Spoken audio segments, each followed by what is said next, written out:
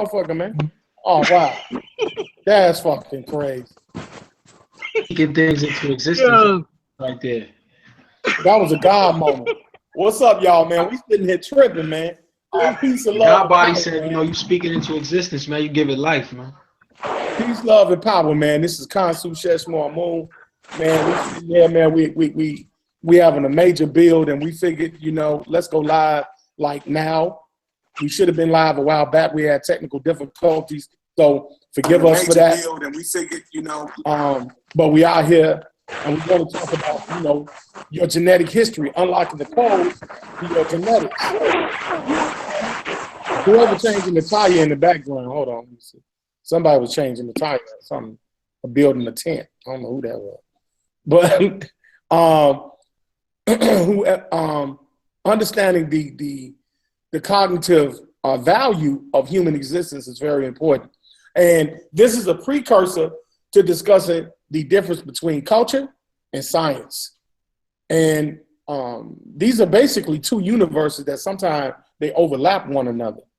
And this is an extreme serious phenomena.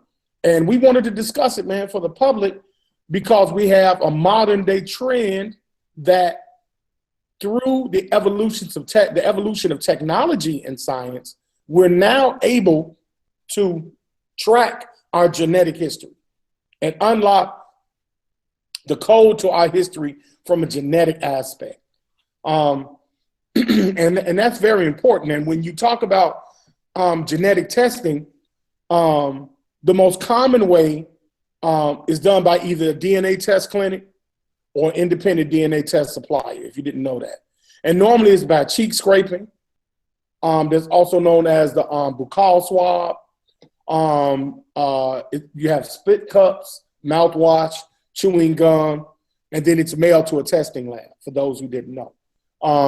And so you have different means now of collecting data. And you have two major types. Now, I've heard there's three, and I think one of the brothers can elaborate on this, but there are two major types of genealogical DNA testing, and that's admixture, recent admixture ancestry, which is autosomal, and then you have lineal ancestry, which is mtDNA, which is mitochondrial, and Y chromosome DNA. And autosomal tests give you recent ancestry, and the Y DNA test, a male along his direct paternal line. And MT test, a man or woman along their direct maternal line, matrilineal line. And they can be used for any degree for recent or ethnic ancestry.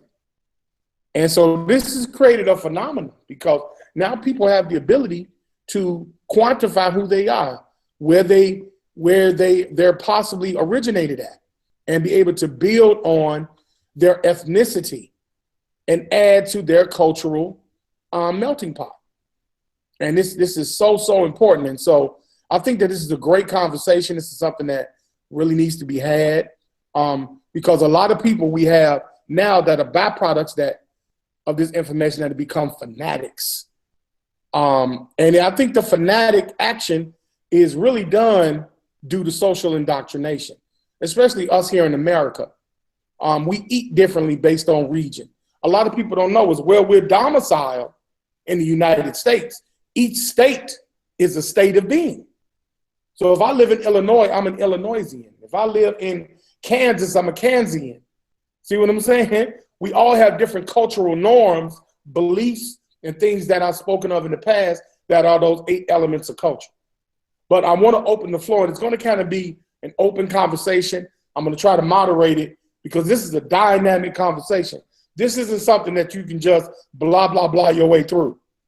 There are a lot of elements to this, and really understand it. So from my left to your right, we have Heru. What's up, brother? What's going on? Team Osiris is on the horizon. What's up, King? What's happening? Peace to the family. What's going on, brother Kansu? Man, we about to get into this. Woo, woo, woo, woo, woo. Peace to the family, man. Don't do this to me too early, man. I can't take it. Woo! Yes, sir, man. He's been chomping at the bit for this. Brother Joseph, what's happening, man? Team Osiris on the horizon. Peace, man. Team Osiris definitely on the horizon, man. We about to get it in, get this cracking real quick. Hey, yo, Joe, this is an old tag team match. You already know what we go do. Oh, yeah. Definitely. For sure. Brother Joseph, the other Joseph, Team Osiris. What's up, King?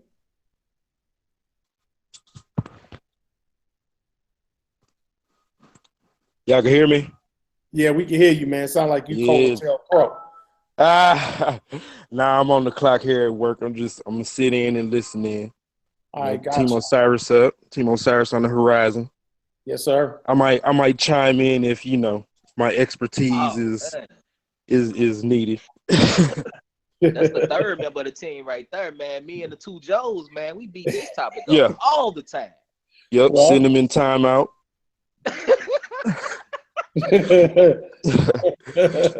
Y'all already know. Brother Mel, the archivist, man, you know. What's going on, King? Got our family. Team Osiris definitely on the horizon, man. It'll be a good one tonight. It depends on your path. This will be a good one. Yes, buddy. Yes. And last but not least, we waiting on Brother Ngozi. I mean, Ngozi was one of the pioneers to this conversation in the conscious community. And people really didn't recognize it. But this is another pioneer in this conversation, and that's the co-founder, Team Osiris, Khufu Makaru. What's up, brother?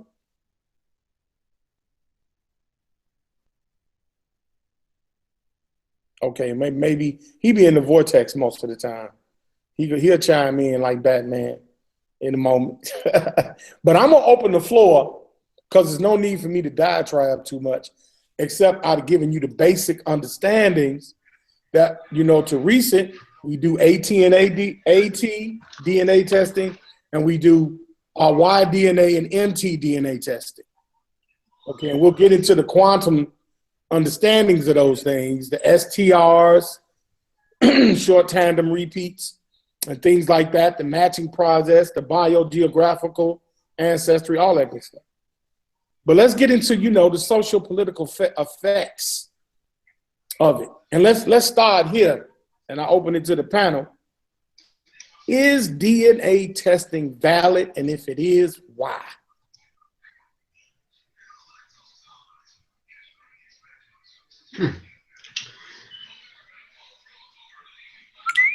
Come on, man. Hey, man, I'll go first, man. Yes, DNA testing is valid. Its purpose is to denote your ancestral lineage, basically who you come from and where you come from based on your genetics. But I think we have to understand that culture does even trump DNA, because you can genetically be traced back to a particular place at a particular time, but who you are today is just a byproduct of your culture. Woo-hoo! So you can be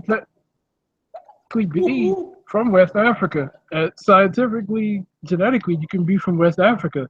But if you are in East Coast or New York in America, then you are a New Yorkian. And based on your city and your street, that might even differ from the people that you're around. I think we can't forget culture trumps all of that.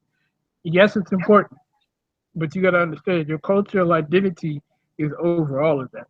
I think we have to understand and respect culture. And so that's just. You're talking about cognitive archaeology? Yeah, I just posted that in the group. Definitely go check that out. I just posted that. Woo!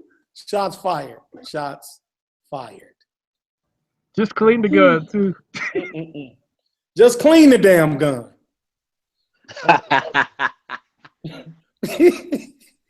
Anyone else, man? It's open, man. Is DNA testing valid, and why, man? Why? Yeah. I'll go ahead. It's garbage called DNA testing. Yeah, I'll go ahead and go next. But I agree with Melvin 100%. I just want to add on a couple points. DNA testing is very valid. it does give you a sense of knowing and understanding where your ancestry is from. It gives you that little bit of closure. It can be the defining piece and helping you piece together some pieces of the puzzle if you were missing some things. But it does not replace your culture itself. I can speak to this recently because I just actually did a test. It came back that I was 89% sub-Saharan African, of course. Say it ain't so. No. No, boy. You're Cherokee. Yeah. No. Oh, Cherokee? Oh, no. Man, you from Kemet. You from the Holy Land. You commission, boy. Hold on. Let me see. Let's do it like this. Mama said I was Blackfoot Cherokee, right? My brother told me I was a Hebrew Israelite. I didn't see none of that at all. None of that. No, but on a more serious note, no, it said that I was 89% sub-Saharan African, of course, and I had 10% European in me. I had 0% American DNA at all. So that means I'm not one lick or one iota of Native American at all. You know, to me, the DNA test it's not the end all be all. All it was a confirmation of what I already knew. I have been working on the family tree for quite some time. Anybody close to me knows this. I've been definitely trying to piece together the puzzles and find out who I am, where we're from, and everything that I could. And this was just one of the pieces that confirmed what information I had already stumbled upon in this journey. But in the same token, not by any means does this replace my culture. Does this mean that I'm going to be walking outside with traditional dress from Benin and Togo, or walking around thinking I'm a Mandinka? No, it's not. That's not what that means at all. This is just giving me a bit of ancestral identity. Culturally, I'm still an African American. It is what it is. There's nothing really I can do about that at this current time. But that's what it means to me. Yield the floor. Let me give a quick definition, because I don't like putting information out that can come across spurious, okay? Because in the United States, now Native Americans, they're also known as American Indians, okay? They're one and the same. Or they just simply call them Indians. And they are considered to be people whose pre-Columbian ancestors were indigenous, okay, to the lands within nations. Now, this is important. It's within the nation's modern boundaries. Not ancient, not archaic. Modern boundaries. And these people were composed of numerous distinct tribes, bands, and ethnic groups. And many of these groups survive intact today as partially sovereign nations. So there wasn't no distinct, just Indian, Mium, Cherokee, Choctaw. That wasn't it. It's not Tonto that you see on the Long Ranger. There were many different subcultures and different ethnic groups that were native to the land, meaning indigenous. Don't get caught in the social construct of what an Indian is with the feather and the headdress and shit. Those are cultural norms. Don't do that. So that way you can at least respect that culture and not disrespect that culture. Because Northern America was a way station to slave trading. So you had a lot of people here against their will and those that had to fight for their will that were already here. So you can be an ancestral African and have native ties because your families met these people and intermingled. But your DNA is telling you you were African though. So it may appear that you got Indian in your family. That's only because you associated with them. That's called admixture. So the DNA clears up the admixture fogginess so that you know precisely your genetic code. Because if you're living in the vicinity of Native American Indians, then cohabitation. you may come in proximity of that Indian. You may even produce some babies. Yep. Cohabitation leads to intermarriage. Yes. Common logic sense. That don't mean you're still not African. And that don't mean you're not Indian. That means you're not Indian. There's a difference. Yeah, we're talking to Northern America here. And this was modern day indoctrination. You weren't going to see no ancient African Indians. The older the natives got, the more African they were at one point. So let's hold facts to that. Let's hold true to that, okay?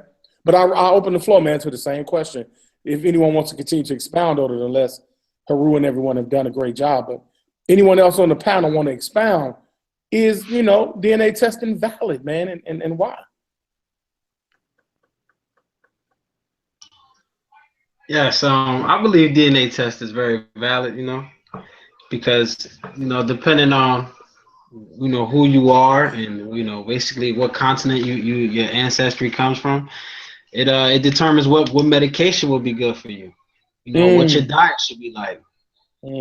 It's a pride being that what happened in North America, Central and South America with the slave trade, like Consul said, we don't know our ancestry. It only goes back to a certain part and it stops. Right. Like Haru said, he traced his family tree back. So he had to go get a DNA test to confirm what he already had a understanding of. So that's right. And that's all I have to say. See, well put, man. And so I got a question from the back chat, the live chat rather. What happens when the DNA goes back to Russia? Were the so-called Africans in Russia and Scotland? No, I mean I can answer that a little bit. Go ahead, bro. Go in. I had 10%. I had 10% European DNA. Oh no, that was Irish, and through that one Irish person, which was 7%, of that 10% was Irish. Okay. Through that one Irish person, I was doing some research on that, and I discovered that the people in Ireland and also the people in Britain, they came from people that were closer to what we would call Eastern Europe, Northeastern Europe, like Finland and things like that. And that's where the other 3% trace came from. Like it's like Scandinavian or something like that. So yeah, like Nordic, like the Nordic people. Yeah. So I mean, you can trace that can be traced. Now, if you get some DNA and it says that you have Russian in you, that does not mean that there's necessarily an African in Russia or anything like that. That just means that somewhere along the line, someone in your family made it with someone that was of Russian descent or of that particular geographical area. That's what that means. I have, like I said, I have 7% Irish. That does not mean that my people came from Ireland. That just means that in my family tree, somebody made it with somebody from Ireland or got raped by somebody from Ireland at one point, which I know where it came from now. Since I've been doing some research, I know exactly where it came from. But no, it does not mean that African people were in Russia. It was kind of a crazy question a little bit, but. Well, see, this is interesting, and shout out to the brother Ishmael Bey, brother Allah, with Amun Ra Squad, Moorish, the Moorish paradigm of Amun Ra Squad. He made a great claim here in the back chat, which is true. The Irish were known as the white Negroes, and the reason why they were known as that was because of their cultural practices and how the other European tribes viewed the Irish people.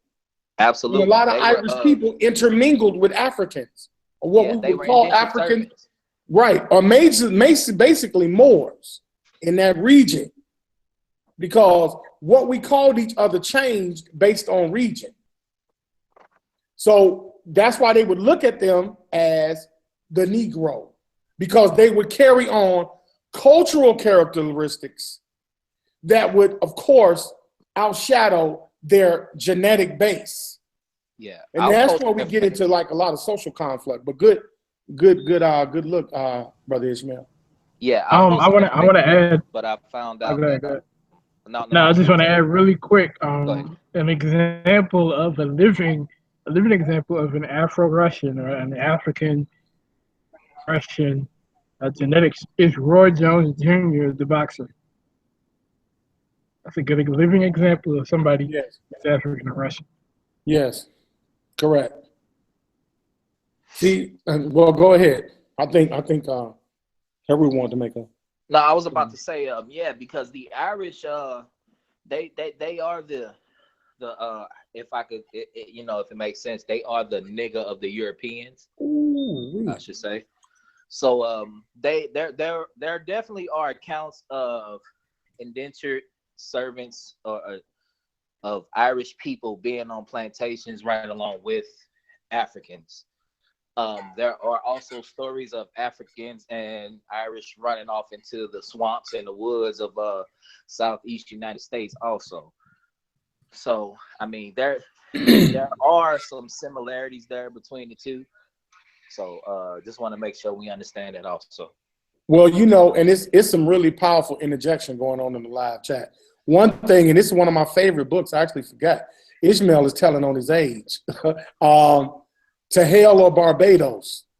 Old school, man, that book right there, very powerful book. It's called To Hell or Barbados. I can't remember the author, but it's one of my favorite books that kind of speaks to that. And then another thing that was two things: forced breeding. Forced breeding was a common practice by a slave trader, and that was to produce a certain stock to do a specific thing in a specific region, because the human trafficker or the slave trader would breed humans so that they can go and pull natural resources from geographical areas. It was highly scientific. It wasn't as barbaric as you think it is. It's modern day. It's the modern day workforce. This is why you go to school, to be psychologically bred to do a certain thing. Now, you're not physically being inbred, but you're being psychologically bred to think a certain thing, and through those thoughts come physical byproducts, if you're following me, okay? So this transcends when we talk about racism and white supremacy. These are mental constructs. But when we talk about physical slave trading, this is under the auspicity of commerce. Well, I need sugar cane. Well, I got to have a human being built a certain way to handle the climate and conditions necessary to work over a long period of time. This is why sugar was so important in that era, because it was like human adrenaline. And you could get high productivity if someone is high off fructose or sugar, not synthetic fructose, but natural fructose. Okay, and then what our brother said was he didn't mean the simple connotation of Ireland or Russia. But what he says was, what if the African blood was the original coined blood of that region? So they, the DNA scientists, said this would be European or Asian, etc. So when we talk about that, I think DJ Black, and I'm going to open the floor to this too. When we talk about that, DJ Black, that's a little different, what you're saying, original coined blood, okay, from an African. Because now we got to break down what an African is. And we were just talking about this earlier.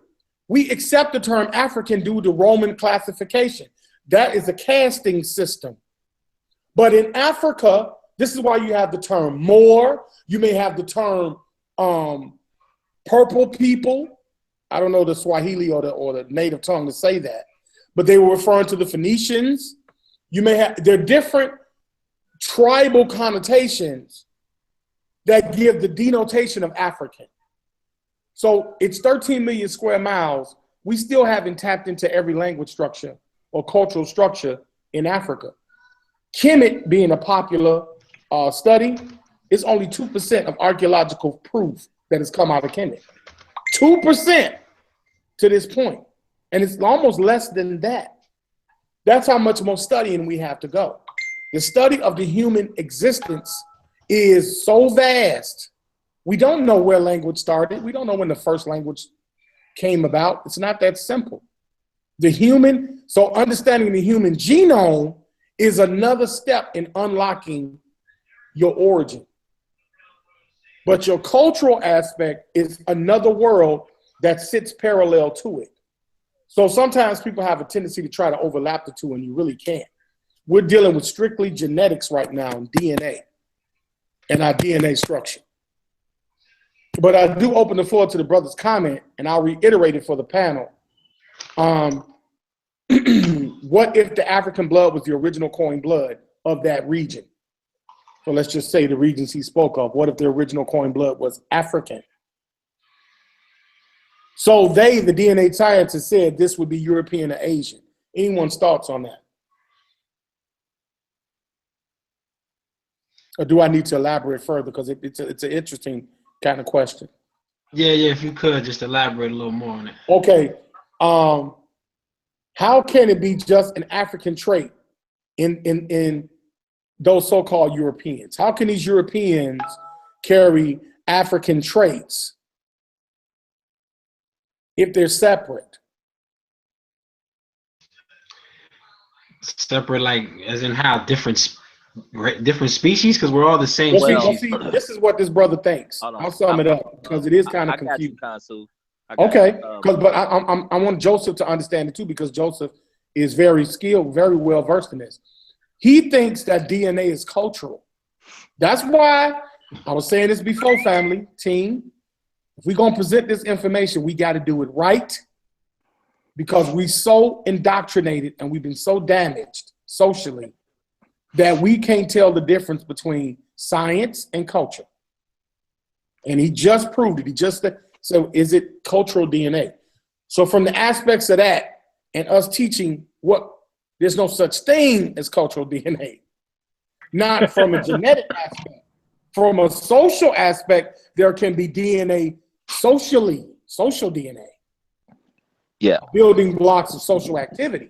But I think there's a misnomer there. So yeah, go ahead, Haru. But Joseph, I do want you to elaborate. I do want you to elaborate, because I want you to understand it, because you have a distinct understanding of this. I had to read it a couple times. Myself. When it comes to the science of DNA, or at least the type of test that we're taking, you got the autosomal, and then you got the Y, and then you got the MT. At this current moment, the science is not so advanced where it's going, like thousands of years back. The kind of test that we're taking is only measuring DNA within the last 300 to 400 years. So to that effect, it's fairly accurate at pointing out people from probably about 100 generations ago or something like that. I forget what it says. It's definitely not going back 200,000 years all the way into the Ethiopia, where the species arose at. So the test that we're taking only goes back so far. Right.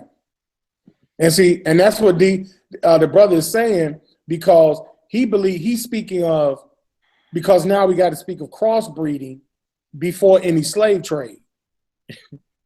So he's looking at it from a simple aspect of crossbreeding between two ethnic groups of people, and then also take into account migration from one region to the next. But each region has its own cultural aspects, just like the brother Ish just stated in the back chat, guys. The original leprechaun are Swad, aka Pygmy, right? And that's funny, because we know the leprechauns are mythical people, right? However, the leprechaun is a byproduct of social DNA, because of the physical genetics DNA of someone seeing the Twa and the Pygmy. And then you got social constructs coming out of social constitutions that then give way to your artifacts, that then give way to your behavioral patterns, give way to mores and folkways, which are norms. Then they give way to beliefs. Then you go back to value, language, and symbols. Well, that will create the culture of the leprechaun, coming from the actual culture that we know genetically as Twa and Pygmy. And this is why it's very dangerous to not make it clear that there is social DNA and then there's genetic, i.e. physical DNA, molecular DNA. And that molecular DNA is the building blocks of your existence. However, you adapt and adapt to your social indoctrination. Just like Brother Haru gave his breakdown. Brother Haru, can you give all your percentages? Can you break down all your percentages of who you are genetically, if you don't mind? Yeah, absolutely. I know you don't mind. Absolutely. Yes, sir. Yes, sir. All right. He an Eskimo, y'all. He an Eskimo. I'm Blackfoot.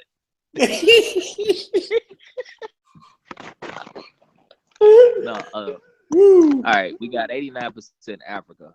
My highest hit is from the Benin Togo region in West Africa. That's at 26%. The second highest hit is from Mali. That's at 18%. Then we have Cameroon, Congo. That's at 18%. And then we have Nigeria, which is the next one, which is 14%. Then I have a Southeastern Bantu, and what's this last one here?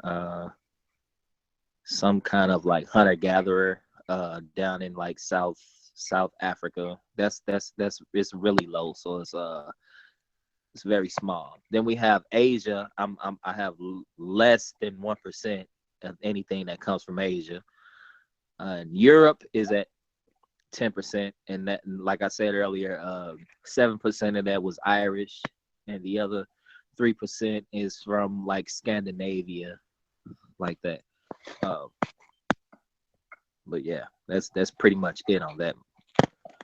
And so that admixture really gives you a precise and concise validation of the transatlantic slave trade. You see that social picture developing based on that genetic admixture. You can see where they logistically dealt with the coastlines of that region of Africa because of the lush vegetation, the actual, you see a lot of the medication that we use today in synthetic form coming from those regions naturally. Absolutely. So you see the cultural ties, the social ties, i.e. cultural, that then transcend from the genetic tie. So these Africans from this region, our ancestors, brought those social constructs here to America, and then they were adopted by culture vultures, for those in the modern era, slave traders. Okay, because they had to breed a new kind of individual that was conducive to their particular system. And this is why white supremacy is systematic. So when we're dealing in the technology of science, this is a technical aspect of science application. We do have to take into accord, you got to kind of separate the social, because then you can actually get to your core and the root of who you are as an individual and how you are able to gather your information to find out your road of descendancy. Because what it does, it helps you change the story from that point on. Because now you're going to start bringing in the genetic aspects to the descendants that you teach as an ancestor. And now you add to your paradigm. That's why this DNA testing is so important. It's very important. Because like the brother Joseph stated, even when it comes to medicating yourself, when a Western doctor says, well, take this, this, and this, in the sense of trauma, I personally agree Western doctors are bar none. You got a serious wound, you're in trauma, you could be having a heart attack or something. I think that Western medicine is bar none. But when it comes to preventative medicine, we from Africa, we dealt in preventing sickness before it gets there and preserving life. So your region is indicative of what herbs you would take.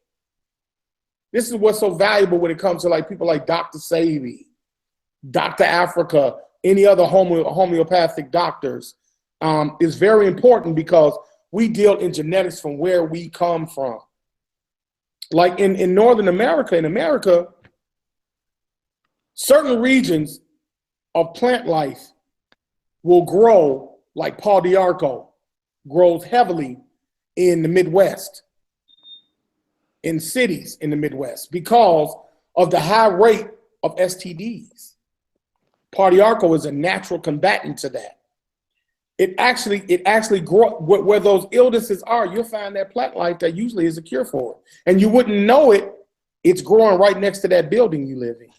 You wouldn't know that because that illness and that type of activity has a tie to the earth, the environment. So your genetics play a major role in your geographical location as well. This is why the study of anthropology cannot be broken down into one paradigm. You know, certain regions, we have black measles, didn't affect us. In Africa, we have very strong cases of malaria. That's why us as Northern American Africans cannot just fly over to Africa and hang out. We have to get inoculated before we can get over there. Because our bodies, our genetic body is not adaptable to that air and that atmosphere. That applied, and always has applied. So you just can't take it for face value, and this is important in understanding your genetic code. But I have another question for the panel. Let me see if I got any questions back here. Let me ask this question. Are Africans, panel, stronger genetically than any other subspecies if we're talking about out of Africa? Subspecies. I'm trying to use the right word, man. I don't know. Hey, Yeah, kind of threw me. I only work here, man. I only work here. Hey, man, we're going to get that right. We're going to get that right. I'm saying the white man, I guess. I'm saying the white man. I don't know. I'm gonna try to rephrase it. Yeah, go ahead. No, I was about to say I'm gonna try to explain it because I think I understood where you was coming from. Yeah.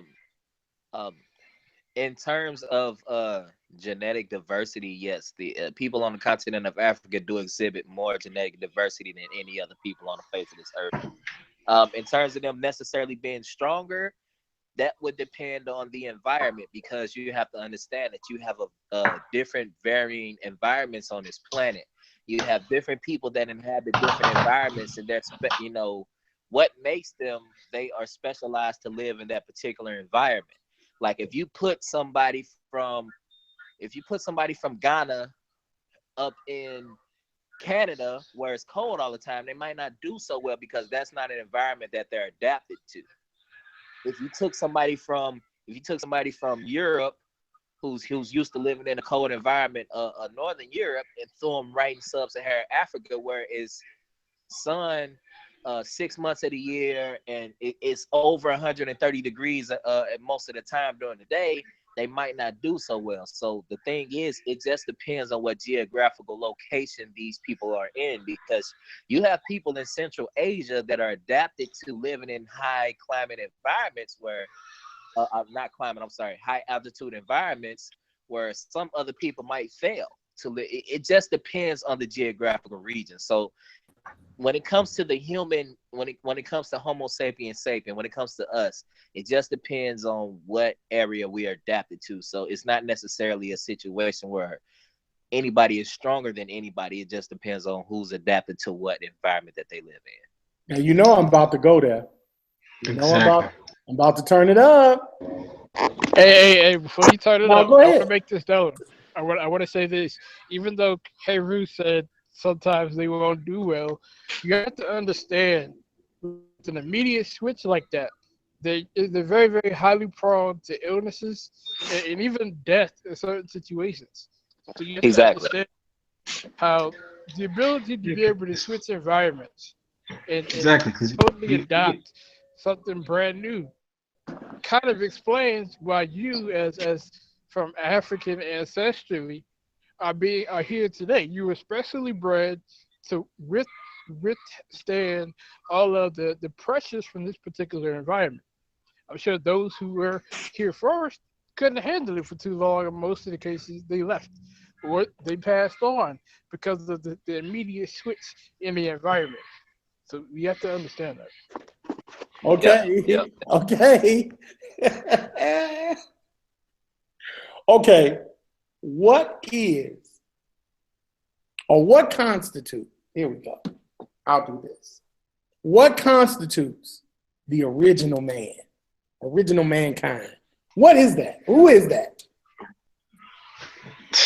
Hey, but Mankind. before we get to it, I wanna do this. Before we get to it, I wanna do this. Are you talking about Homo sapiens sapiens? Exactly. Or That's are we why I talking said, something how older far than do that? you want to go Because back? if you talk Look, about Homo give me- sapiens sapiens, we could properly address this. All right.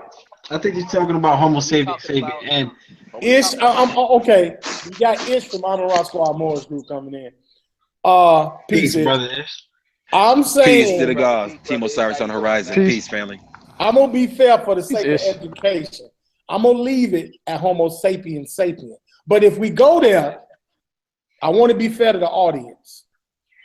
There's a misunderstanding in the common ancestral ship that led to the adaptation due to mutation of the modern day human people that we are today. Because evolution is descent with modification, plain and simple.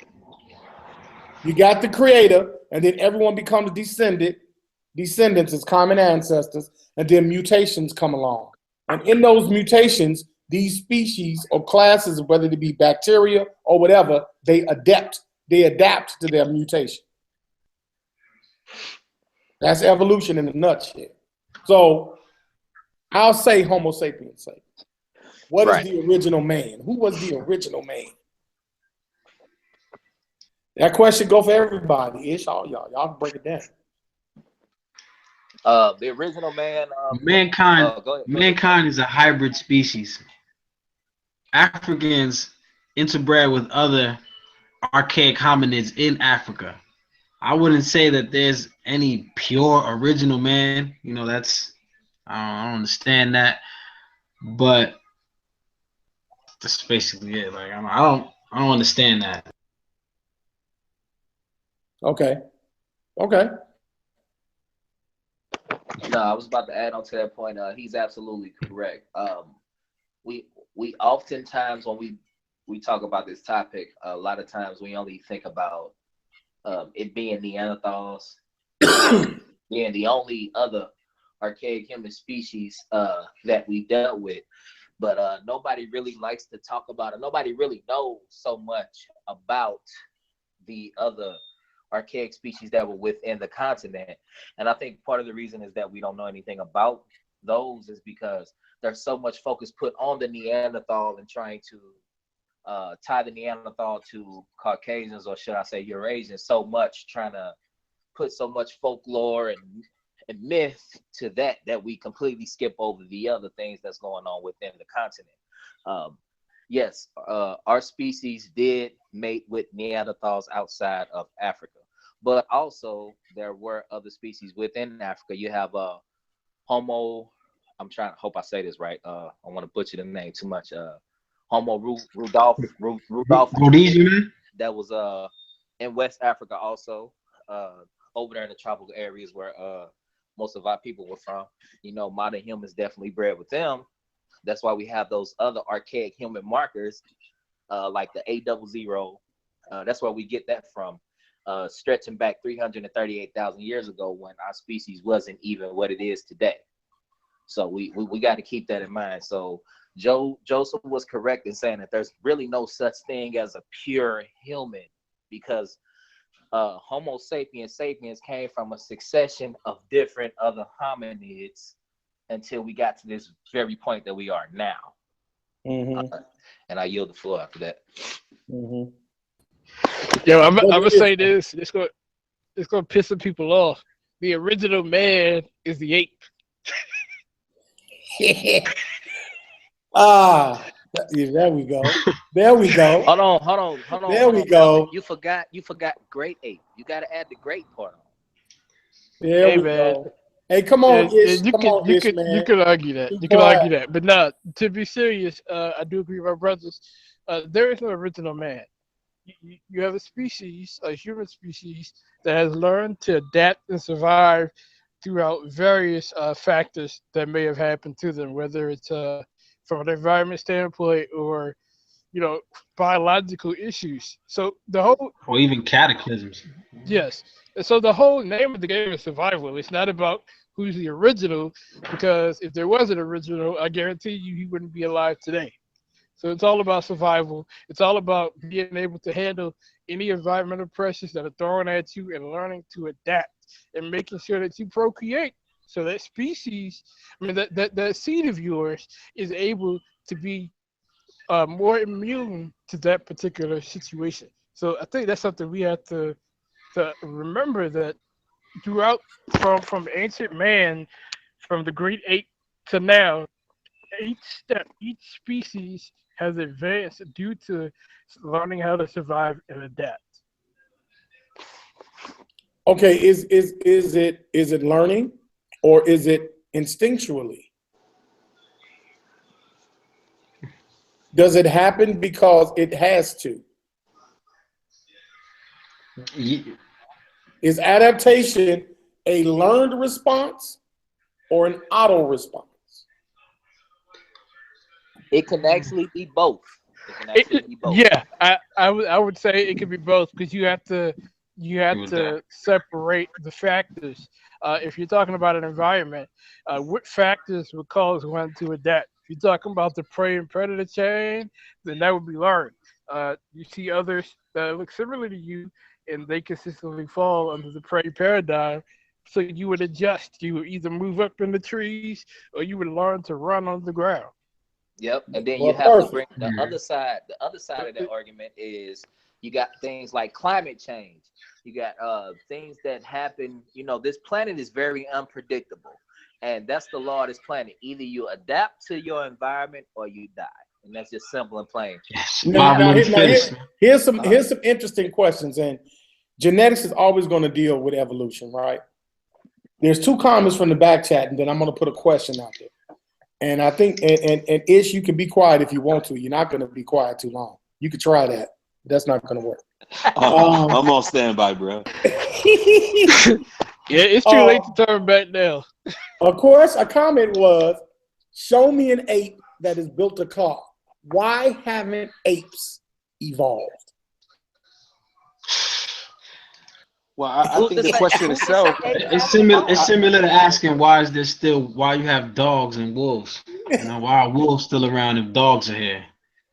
Yeah, you gotta understand, when you say why haven't apes evolved, we're apes. We've evolved to a certain point. You gotta understand, each species goes through its own progressions. It's totally unpredictable. Nobody knew or nobody understood that we would get to this point that we're at. And truth be told, humans are still evolving. We can definitely prove that. And a lot of factors played into it, man. Yeah, we can get into that a little later. But the reason that we evolved the way we evolved, because just like Melvin was saying, you have the predator and prey chain. We had to come out the trees. We had to be constantly on the move. That's how we ended up being bipedal. There is a science to us being bipedal. It helped it, it made us slower. We're definitely slower than chimpanzees who move on all fours, but at the same time, we can breathe and run at the same time. A lot of animals can't do that. That's why you have things like cheetahs and antelopes. They tire out so fast. That's what gave us our advantage over them, because we got more stamina. We could run longer distances without being tired. Yeah, we have a sweat. We sweat better than them, because most animals, they really don't sweat out their skin. They pant out their mouth. So cheetahs overheat. You know what I'm saying? Exactly. Yeah, that's what I'm saying. Go ahead. Go ahead. There are different situations that allow different species to evolve in a different way. That's just what it is. Just like you have tigers and lions. You got one animal that doesn't like the water at all, and the other one that can swim fine. They're of the same family, but they evolve differently. And it's no different than with humans, chimpanzees, gorillas, and orangutans. Different environmental pressures in different situations presented themselves, and each particular species evolved in a different way. Go ahead, brother. I was just saying that I love the breakdowns. Clearly, we as African people are the highest form of, acknowledging the evolutionary process. We as African people in our original African form are the highest form of human being. I mean, that's hands down. After you get to the pinnacle of us as human beings, from us as African people, it then goes from a downcline from there to where you see the evolutionary process of white people in their deficient form. Question. Okay. So in its highest form, that's who we are. We have the intelligence. We're more intelligent than the other so-called relatives, which would be like chimps or bonobos, whatever. We're more intelligent than them. We have more use of our thumbs and of course these evolutionary process. In its highest form is in us, as in the original African man, the original African woman. And then from there it goes down. So we're that pinnacle point. We are the highest form and the reflection of God.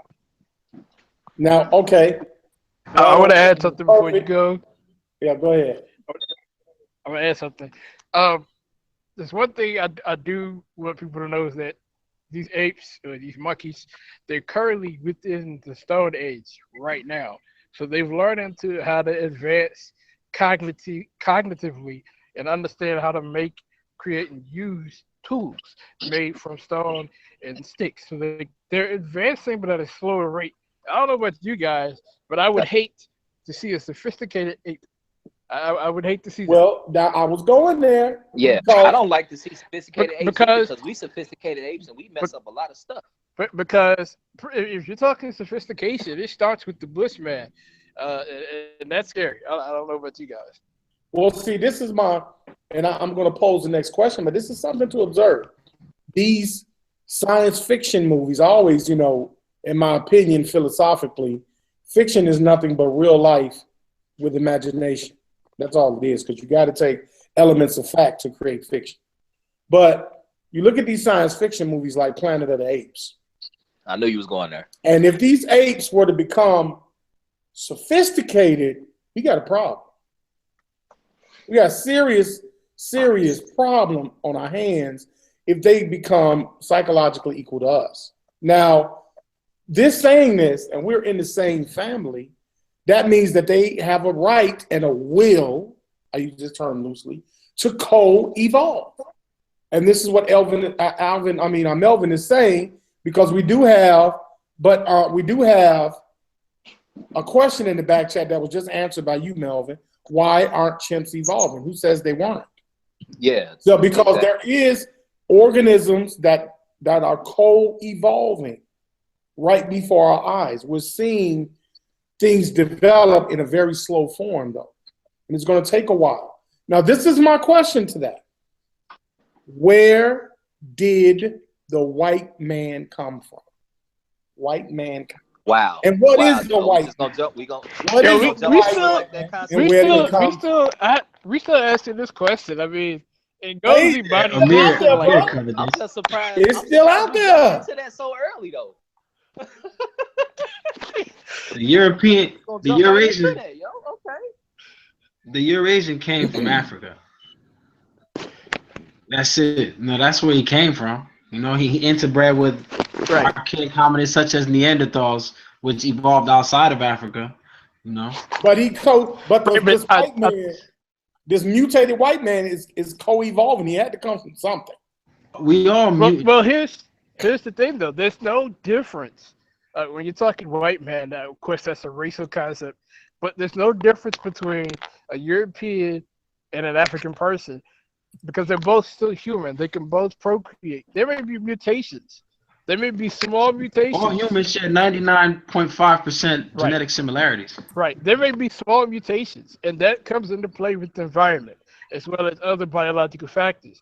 But that does not separate you as a human species. And to prove this, if they were different, you would not be able to procreate with them.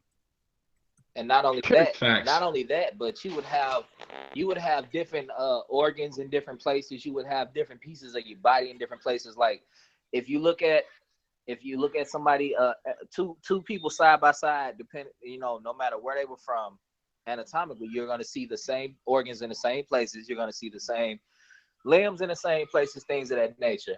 The only thing that's going to be a little different are small, minute changes, like maybe through DNA, through specific mutations. But I mean, on the surface level, same. It's just the same. It's all the same. And I think one misnomer with apes, white men, white people, there's a term in evolution that is hard to understand called common ancestry. We and apes, we share common traits. That doesn't mean we're one and the same. We share common traits of an evolutionary chain of descendancy. You have ancestors. Your oldest ancestor to this point is bacteria that evolved out of randomization into what you are today. But our eldest ancestor would be bacteria from the action of atoms, molecules based on this atmospheric condition. And the right atmospheric conditions, along with the timing and randomization of these atoms and molecules, ultimately develop into amoebas, invertebrates, vertebrates, animal kingdoms, eukaryotes, different Plants. existence, right, plant life, different existences of bacteria. Realistically, the Caucasian white people, nobody knows where they come from. They don't even know where they come from because they're a genetic mutation. I'm waiting on it. So since nobody can really identify that, obviously what we can say is that mutations. No. Some are more mutated than others. But my point is that we don't know which migration they came out of. They came out of one of the migrations out of Africa, but clearly they mated with Neanderthals because they have a higher Neanderthal trait that does not exist within the African people. So in other words, if I have less than, I guess, like 0.3% of Neanderthal in me is what my DNA shows.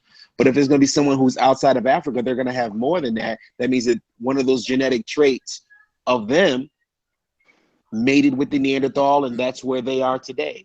So clearly outside of what we call the motherland, some type of a process took place. We don't know exactly where that identified at. Some people say it took place in Asia or a branch of Eurasia, which I would probably guess to surmise the same thing. But nobody knows where white people come from. Neither do they. Yeah, well, scientifically, what the science says is the people that left out of Africa, the ones that roamed around until they made it to Central Asia, they were there for quite some time. And then there was a migration up into Europe from Central Asia. So technically, Europeans didn't come directly from Africa or African people. They came from a Central Asian population that moved up into Europe. That's what the science says, where they come from. Well, see, that's why I said it was an African migration. That's what I stated. I agree with that. Yeah, I think too. We have to look. We do have to take into account mutation, because mutation dictates the adaptation of a cell. Right. And we're talking about potassium and sodium and calcium when we start dealing in the phenotype or the epidural skin of a human being, because that's based on potassium, sodium, and calcium. And you do have a soluble carrier, and there are different family members in those soluble carriers that can change the exchange of those proteins that then will produce a certain type of look to a human being. And I think when dealing in the science of it, again, we take the social overlay and put it on top of the science because we've been attacked socially. And so it's a hurtful thing to deal with your social abuse, i.e. being called a monkey, and then turn around and somebody tell you that that ape is a monkey, and that they're not. Apes and monkeys are two different things. Exactly. But you don't know that because due to white supremacy and racism came out of it, along with bigotry, you're used to them calling you coon, porch monkey, jigaboo. They use cartoons and pictures of you looking like a monkey. And I also think that we should not underestimate the fact that we have a tangible difference and we have the intangible differences also. You know, European white people are genetically predisposed to violence. Like they're comfortable with that. They're comfortable with deception. They're comfortable in what the Honorable Elijah Muhammad said. They're genetically predisposed to be of a different nature than the original people. Absolutely. Right. So, Right. so, Absolutely. so the vibrations that we move under, the rhythms that we have, our natural inclination to one thing is going to be different than theirs. We can't underestimate that. I'm sorry. Please continue, brother. Go ahead. I was about to say there is a actual genetic mutation that does dictate that they are more prone to violence. That is absolutely true. This is where I guess we will say theology and science meet a little bit, because the Honorable Elijah Muhammad was absolutely right, and we can definitely track that genetic mutation.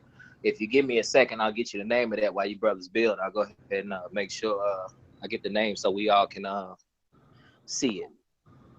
Right. I'll add this till you come back. And this is a question to the panel.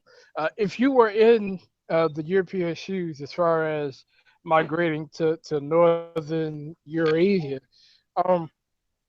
with, you know, that climate, dealing with that environment, dealing with the scarcity of certain types of food that they may have or have not had a chance to obtain, do we understand that they have psychological issues?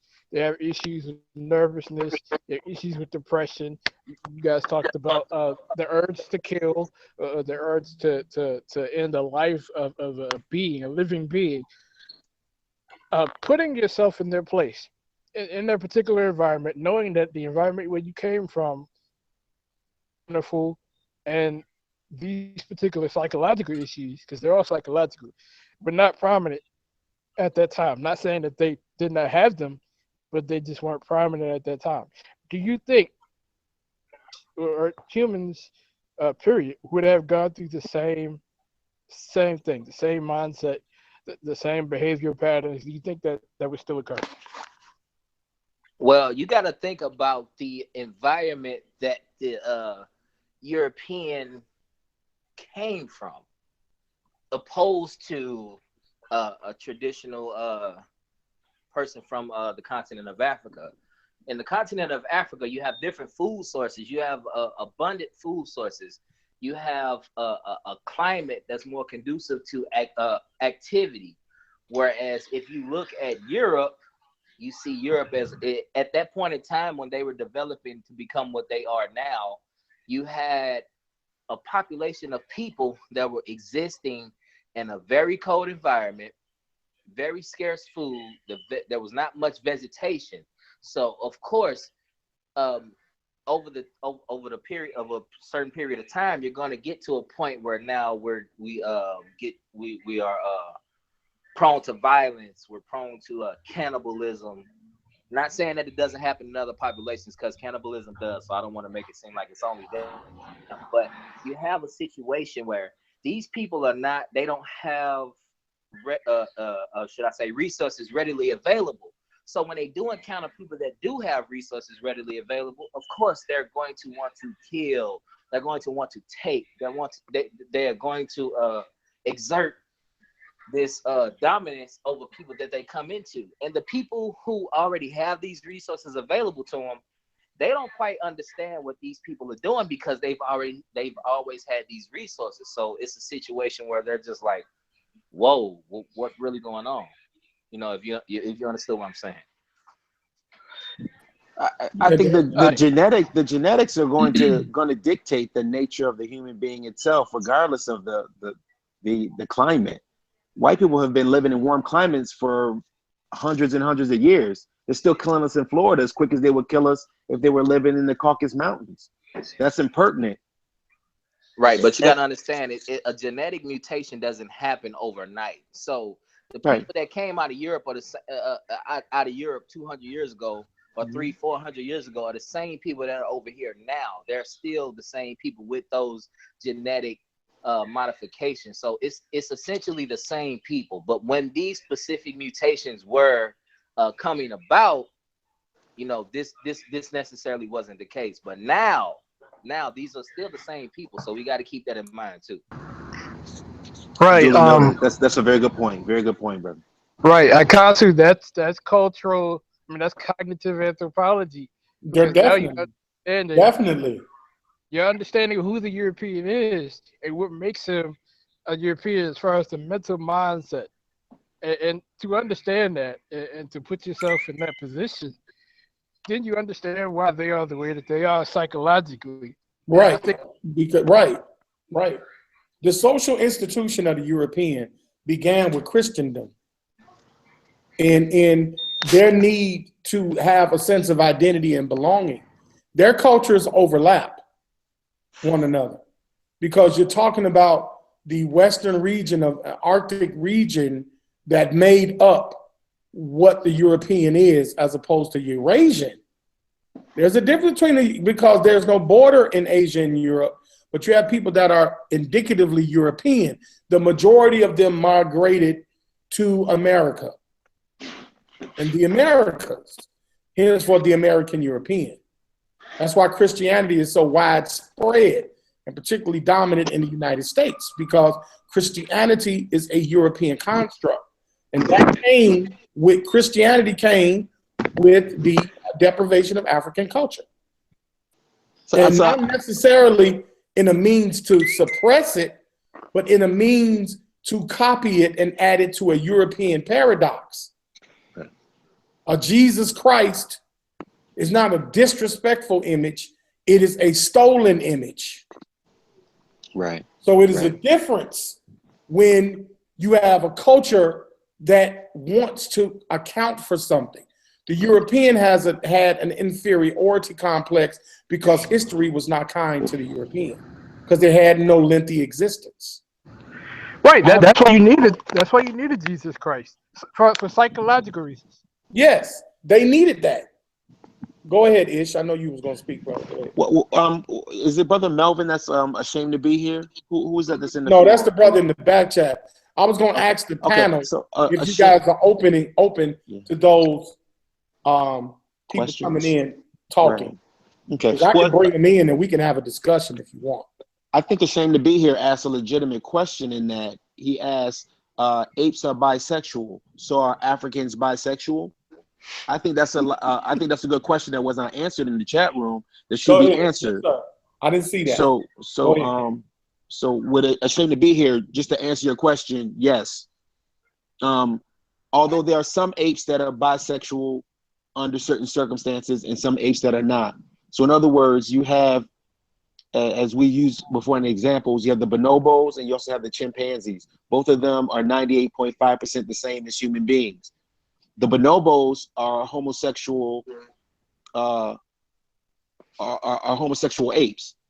They have sex for pleasure, male on male, for pleasure. Chimpanzees don't do that. So that's one of the major differences between a bonobo and a chimp, although they both have the same differences as a human being. So you're asking the question, are Africans bisexual? Yes. You have the Masi warrior clan of Africa that are a homosexual tribe.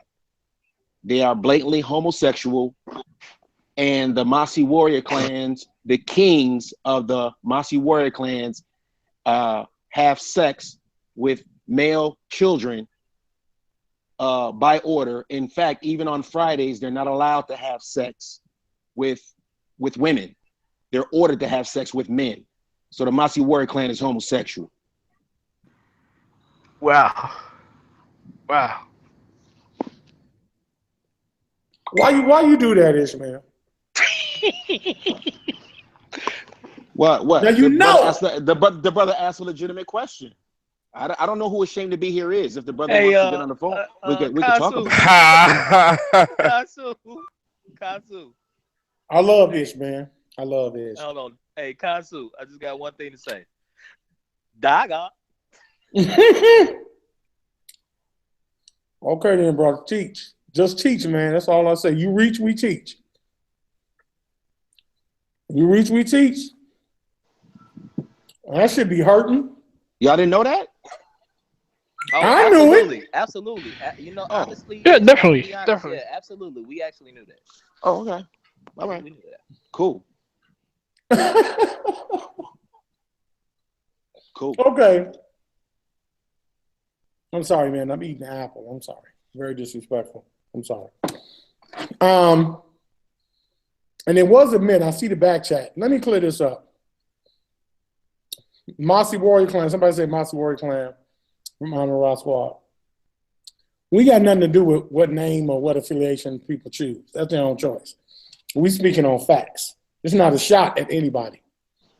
The brother asked the question. It deserves a legitimate answer.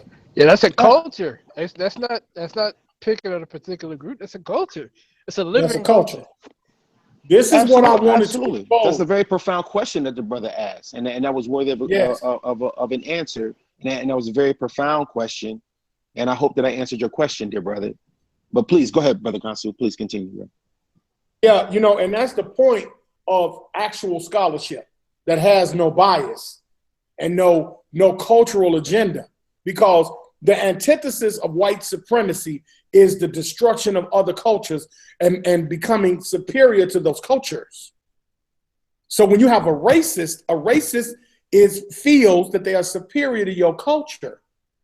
A bigot has just opinions and affinities or disrespect for anything you do that's offensive to them. That's totally different, because we're bigoted to each other a lot of times because we've been subject to white supremacy.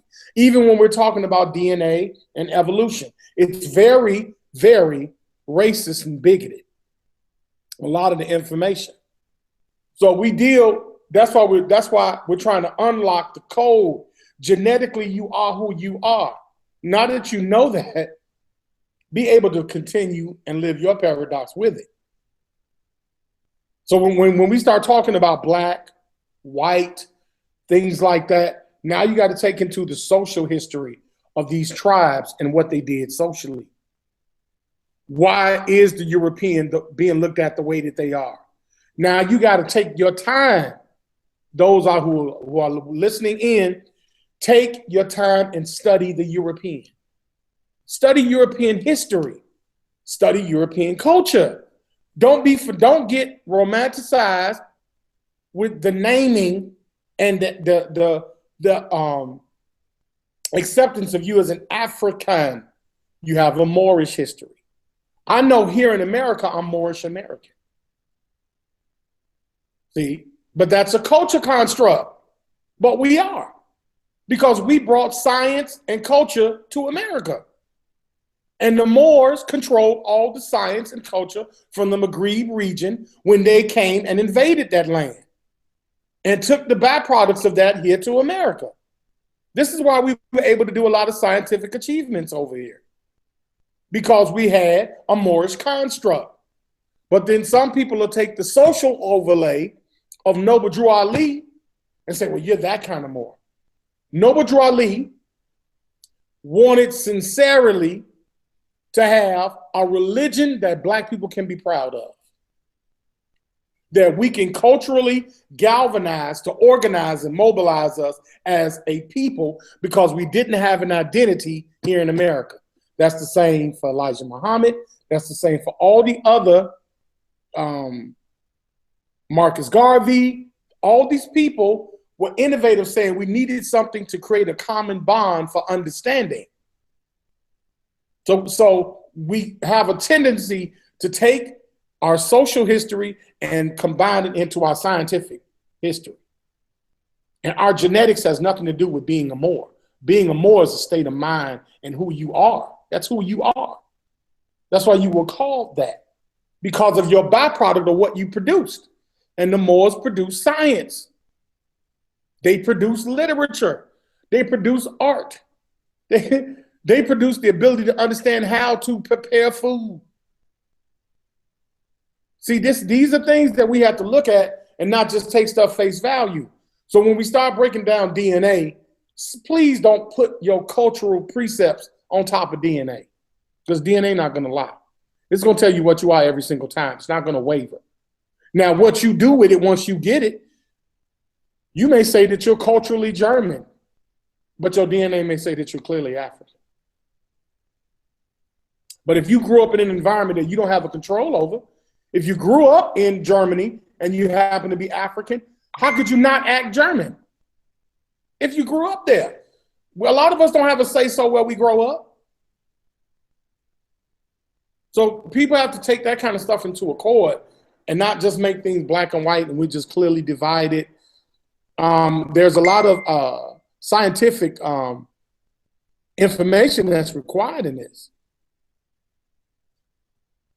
But that Mossy Warrior clan, it's fact. I also wanted to stress something also, because you dealt with the German, if I may.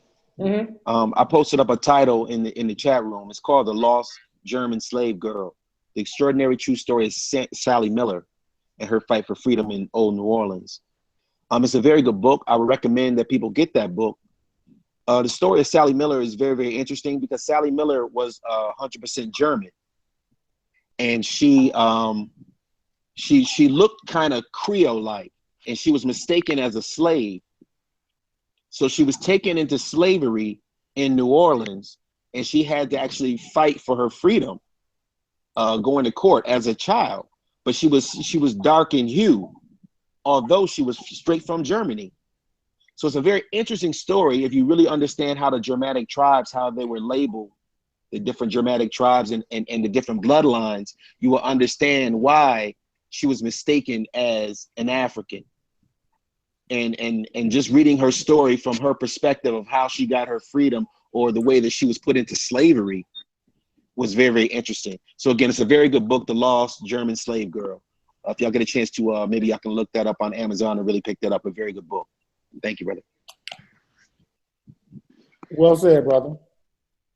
Oh, brother Ngozi comes in. He missed a lot of conjecture. I don't really know where to begin. Peace and love to the family. Peace to you, brother Ish. Peace and love to the whole panel. What's going on, Team Osiris? We on the horizon. What's happening? Peace to brother Ngozi. Peace to Grego. Peace, bro. Peace and love. Well, brother I was gonna make a point real quick in regards to what Ish just said. Yeah, we also got to understand from a scientific standpoint that skin color it doesn't mean anything in regards to that. We have to also understand that your skin color is determined upon the geographical region that you mostly inhabit.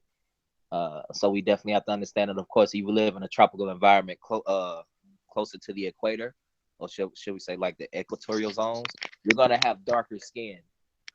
That does not mean that skin color is going to make you all the same people.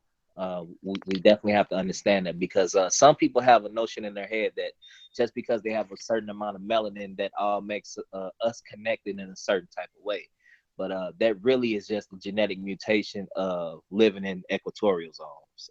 Just wanted to make sure we understood that. Yeah, that's the conversation that a lot of these folks in the quote unquote conscious community are claiming themselves to be Olmecs or Mesoamericans or Indians because of that. Yeah, exactly. And melanin is a polymer, and is driven by tyrosine, which is an amino acid which abstracts into melanocytes, which comes into a hormone phase, which is melanosomes.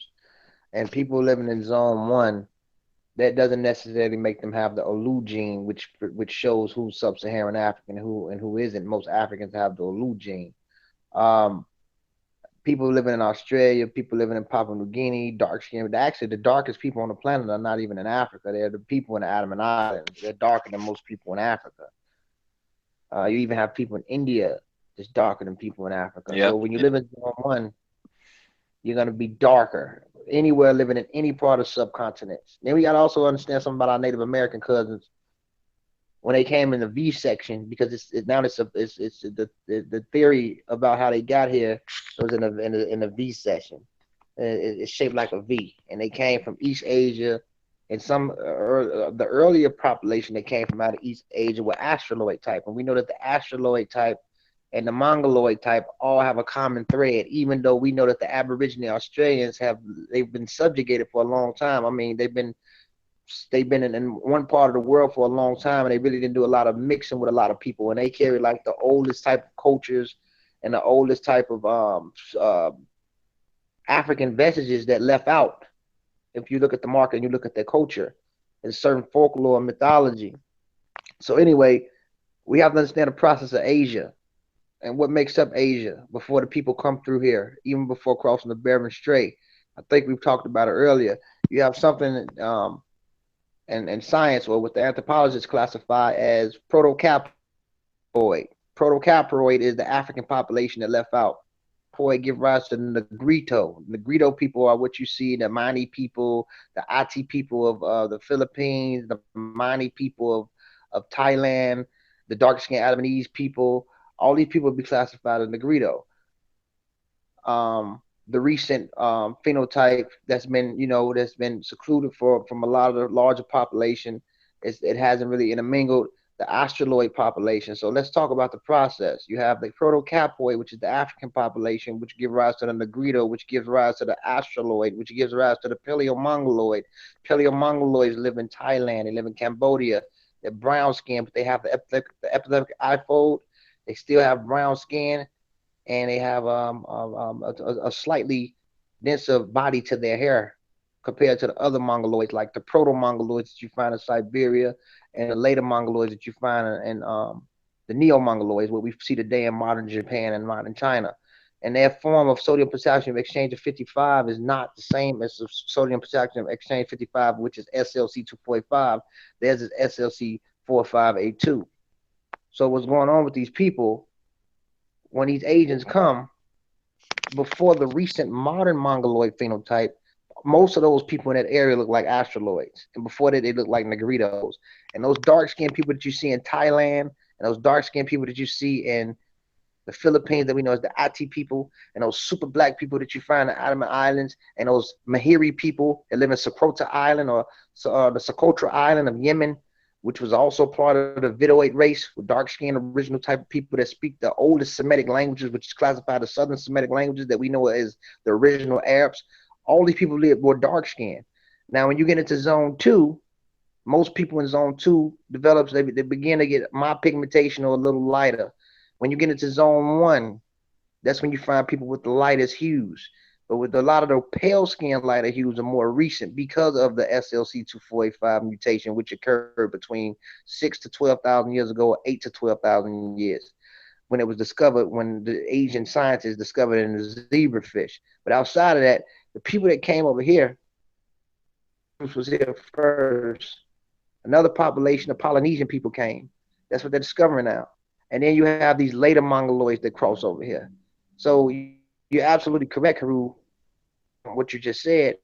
Dark skin does not make you African. It's a specific gene that Africans have that certain people don't have outside of Africa. And if you don't have that Alu gene, as I just spoke of, you're not African. Not connected to those first out of Africa migrants, which is people that live in, the Adamese Islands.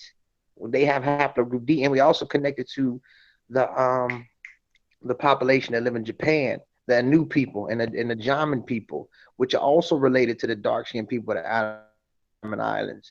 And these people have a specific marker which is linked to people with haplogroup E, or the later E's that we have, which is, E1B1, which becomes E1B1A and E1B1B. But we just say E3 for now, the later subclade of the original E. And what I'm trying to say is that we're connected through something called the YAP marker, which is the yes associate protein. So if people outside of Africa, like people in Thailand got haplogroup D, a lot of them, the black people that are out of my islands, a lot of the Mani people, they have the specific D marker. A lot of the Japs have it. And then you have us with the E marker.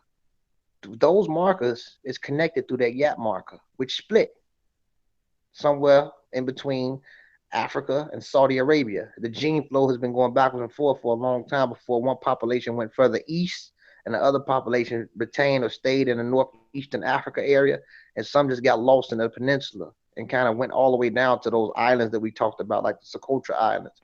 But anyway, because they're finding like older subclades of E in certain parts of the Arabian Peninsula as well. So what I'm saying is about these dark skinned people, it doesn't necessarily mean that you're African. They have developed certain traits that makes them far from Africa on a higher autosomal level. And they can look completely Nigerian, like the dark skinned Adamese people. You know, they look just like people that you see in Senegal. But when you break them down autosomally, they've been outside of Africa for so long, they're more connected to Japanese people. That doesn't mean that they're the pheno recent type of Japanese, but autosomally speaking, they're Asian. They were the first people to develop those Asian SNPs, and mutation starts through genome first before it happens phenotypically. So they develop their own unique traits. I mean, if you stay somewhere for 70,000 years and you eat a specific type of animal, you're around different types of plants. Yeah, the sunlight will allow you to maintain certain levels of tyrosine, which allows you to maintain certain abstracts of melanocytes, which forms into melanosomes to maintain dark skin. But you're still going to have changes that occur at the cellular level because you're not eating the same type of crops, vegetables, fruits, and certain things that exist outside of Africa no more. So you can keep your genetic features, but outside of your genetic features, there's a difference that's going on. And that's why Okay, I got a question. Let me go ahead, brother. No, go ahead, King. Finish building. I was just gonna say this last thing. That's why when our Native American brothers was looked at by certain Spaniards, they called their ass Negro. They called them black. A lot of the Native Americans was dark skinned. You gotta understand, even when you deal with the Inuit, I don't like to call them Eskimos, but the Inuit people of Alaska, they have brown skin because the way the ultraviolet rays work over there is not how it works in ancient Europe 22,000 years ago. The sun pierces from the snow and reflects off the snow and still pierces their face. Not to mention they have a high level of vitamin D that they get from fish. These are not white people. These are brown skinned people. Yes. And the further south you go from Alaska, now think about this. You're not white. So when you go south into the southern latitudes from Alaska to Canada, and from Canada all the way down to, you know, certain parts of Minnesota and all the way down to South America, by the time you make it to Puerto Rico, and you become the Arawak or the Taino Indians of Puerto Rico or the Arawak of Jamaica, by the time you make it down there, because you spent so many times, you're going to wear less clothes, you're going to take off less clothes. You're not going to have the same clothes you had on when you lived in Alaska. You're going to take off less clothes. You're going to get darker. So by the time you make it to Puerto Rico, you look like a whole nother type of person than what the Eskimo look like. Because you're going to have something called throwback polymorphism going on. These morphism morphologies. You know what I'm saying? So it's crazy how genes can go backwards and forward. Yeah, and also we got to talk about another portion of some Native American cultures. They actually use body paint. You had some Central American and South American cultures, they use body paint. They painted themselves dark black or painted themselves red. And I mean, it stands to reason that the Spaniards or whoever else would come over here would definitely have seen some of those indigenous tribes in their body paint. Yeah, and that body paint is needed. They still do that also in certain parts of Asia because it was a good it's a good camouflage to do hunting, especially at night. So it's a very important thing about body paint. And we have to look at the symbolism of the Eskimo and also the people that live in Siberia today. They still make the same type of huts, a lot of similarity. But also you can see a lot of similarities between early Polynesians and other groups of people that lived over here. So, I mean, it's really important. So they had dark skin for those reasons. Like the brother who brought up the skin paint. And also you're going to get darker. And again, Native Americans were not white people. You know, and they were not. They were a people of color. So, and some Europeans did identify these people as black because some of them were dark skinned. They were because of the zones that they lived in, and they will be considered black. And just like an Aborigine is considered black or anybody else, but they don't have the Alu gene. They don't have it. And that's what we have to understand to decipher. I was also pointing out earlier, Brother Gozi. I'm sorry, brother. No, go ahead, brother. Go ahead. I was just pointing out earlier that was also a major reason why they were mating when the Africans made it over here on the soil to protect themselves from the smallpox that were wiping out a lot of their population, because genetically we're different than them. So we had an immunity to the smallpox, and they would mate with us in order to survive themselves. Because although they may have even looked like us, genetically they were not like us. Please continue, brother. Yes, and also, and I'm glad you brought that up. A lot of us that came out of the rainforest and different things, we were prone to a lot of those diseases already. Not to mention, it's really important for us to talk about the African presence in Europe, because a lot of our African ancestors spent, and Dr. Ben brought this up, some of them ancestors spent time in Europe before even touching down in America for a lot of reasons. You got a lot of straggling warlord people up there who were the remnants of the so-called, what we know as the Moorish Empire in the process of the collision.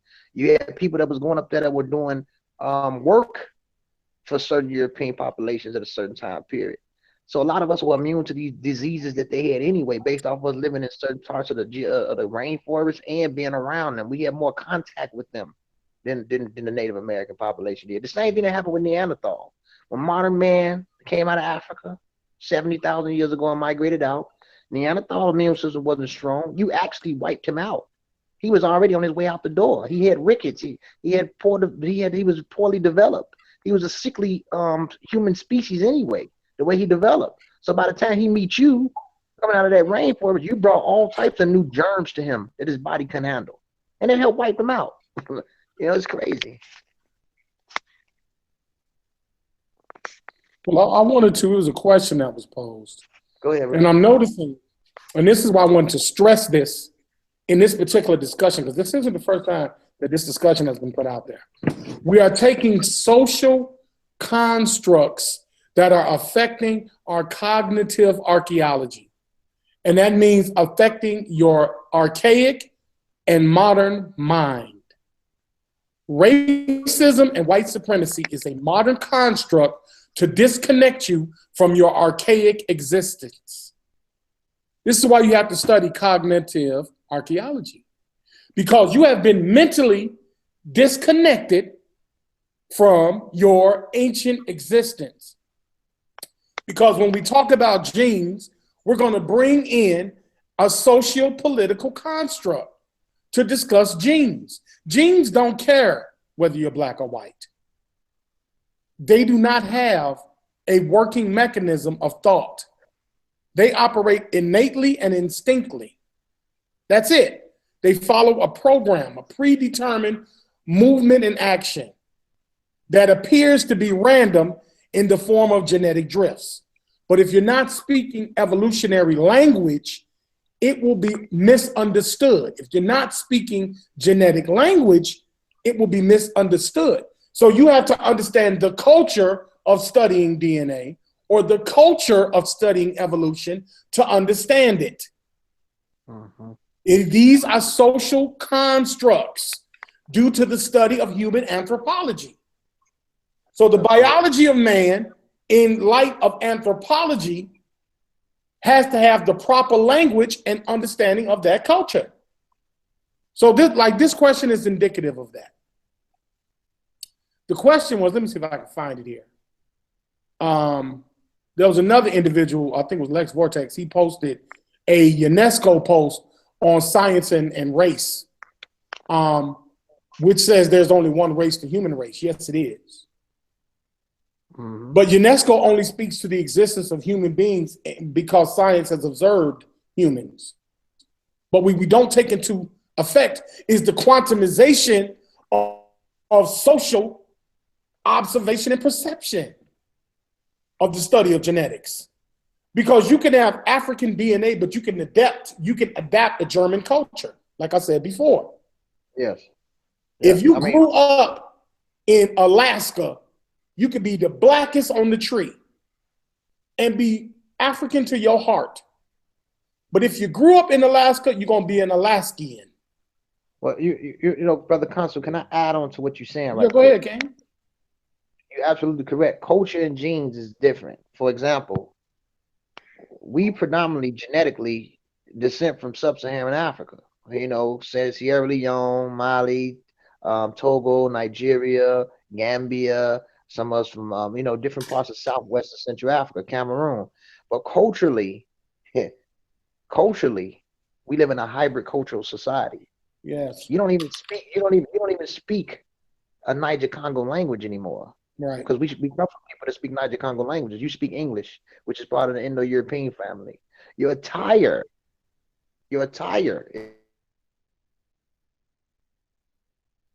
Oh, we losing you, Ngozi.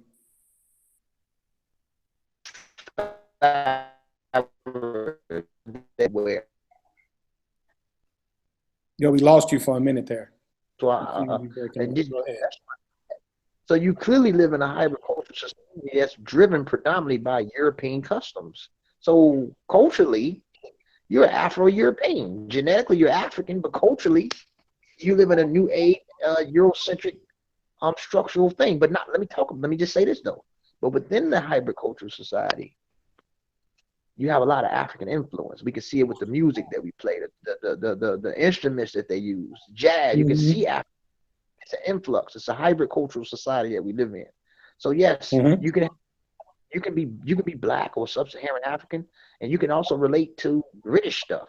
You can be black I know a lot of black guys and women who relate to Asian culture. They practice Buddhism. They practice Hinduism. They don't relate to the stuff that they come from sub-Saharanly. So genes does not give a fuck about. Genes care about, you know, your brain. Mentalism picks what it wants to deal with. Now, what genes do kick in is when you start to have health problems that's only relatable to people in a specific geographical location, that's when those genes start kicking in.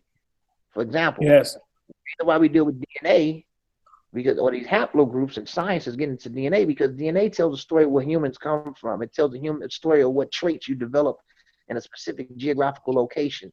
This is why Africans develop, you know, sickle cell to fight off malaria. You know what I'm saying?